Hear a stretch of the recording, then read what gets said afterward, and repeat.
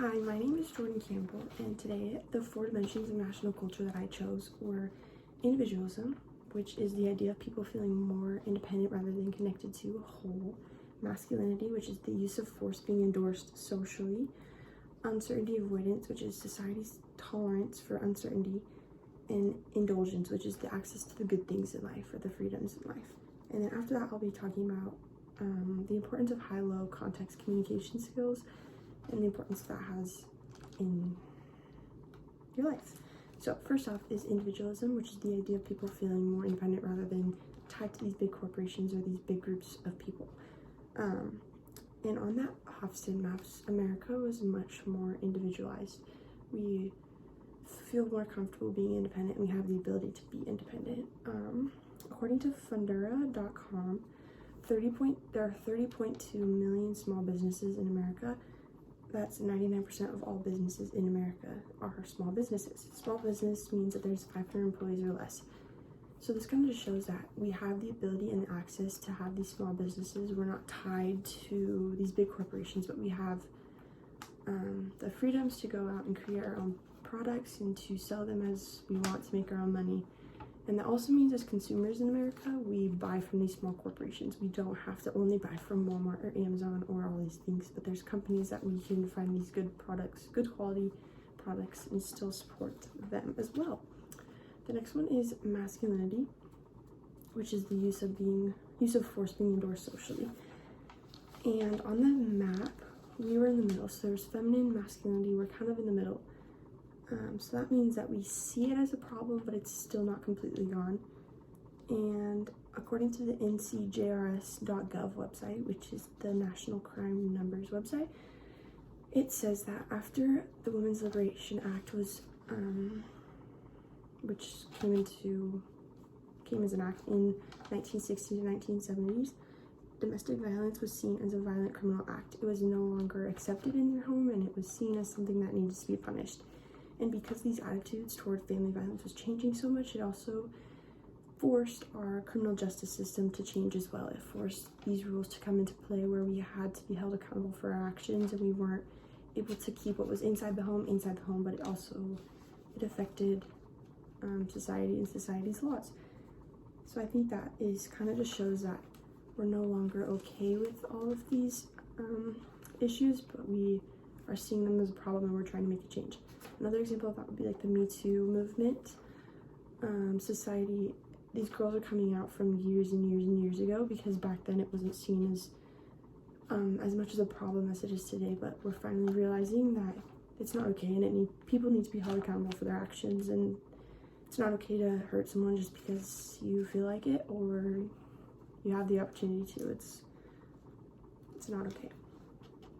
The next one is uncertainty avoidance, which is the society's tolerance for uncertainty. And this isn't like you're following rules or avoiding risk, you're scared of risk, but it's more of distrust in the unknown. You have to know the truth. You want to be able to know what's going to happen. You don't want any surprises happening. And for America, on the Hofstede maps, we're more tolerant. So we're more okay with not understanding, not knowing. We still want to know, but we're willing to figure it out for ourselves. We don't have to have it shown for us.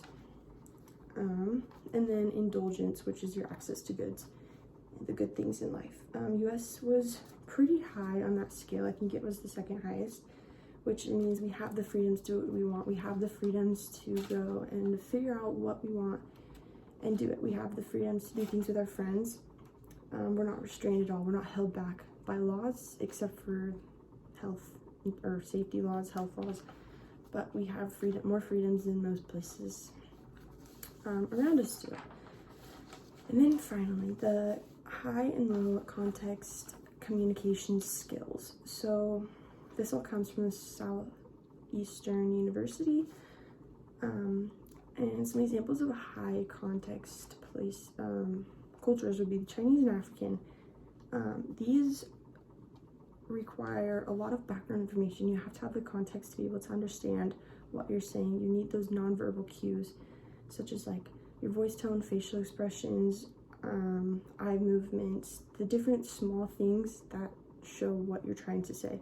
An example of this, I took ASL, American Sign Language, in high school, and you need a lot of those nonverbal cues because you don't have the ability to show your emotion in your voice. You have to be able to show your emotion on your face, because one sign might mean something, but then if you put emotion or different feeling behind it, then that sign could mean something totally different.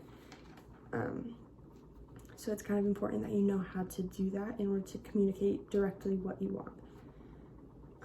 When they are learning in these cultures, you're thinking general to specific. You have these big ideas and you bring them into something smaller and more complex thinking, critical thinking type things.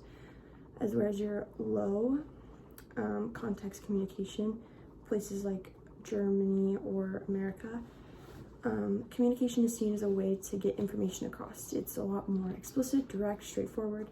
You have your information, you receive your information, and you just tell them how it is. You don't have to give them more of these things to think about. But it's just the information is relayed straight on to the next person.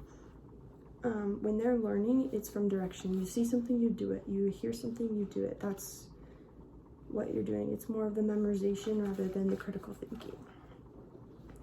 I think it's important to understand both high and low because the world is expanding, and not in scientifically, but in communications wise. With social media and businesses that are global, you're not only having to deal with your small group or your small country. You have to be able to communicate with other cultures, other ways of thinking, and I think that's why it's important to know both high and low, because if you're someone that has high context and you try and talk to someone with low context, they're going to be really direct and you're not going to understand what they're having to say. So if you understand the differences between the two, you can have an easier flow of communication. It'll still take work and a little bit of questions just to figure out what they're saying, but you'll be able to understand them a little bit more if you understand the differences between the two types of communication. And just to close it off, I think all of these things are important. Your individualism, your masculinity, uncertainty, avoidance, and indulgence, they're all important to understand your own personal side of it, because you want to be able to be self-aware, and I think that's really